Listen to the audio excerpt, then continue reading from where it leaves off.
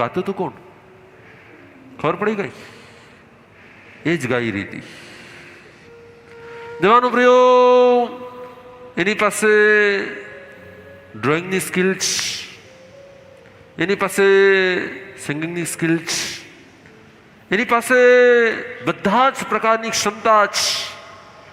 અને હવે મને જે આપવા માંગે છે, જેને કાંઈ નથી આવડતું એને બધું આપવા માંગે છે. હલો,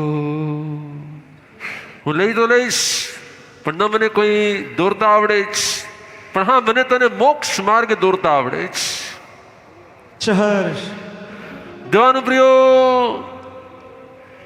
ન મને ગાતા આવડે છે, પણ હા મને તને સિદ્ધત્વના દ્વાર સુધી લઈ જતા આવડે છે. ન મને તારી જેમ સ્કૂલમાં કોઈ 94% આવતા હતા, અમે તો ખાલી માત્ર 34% ના સ્ટુડન્ટ હતા. જો મહેન્દ્રભાઈ, તમે એક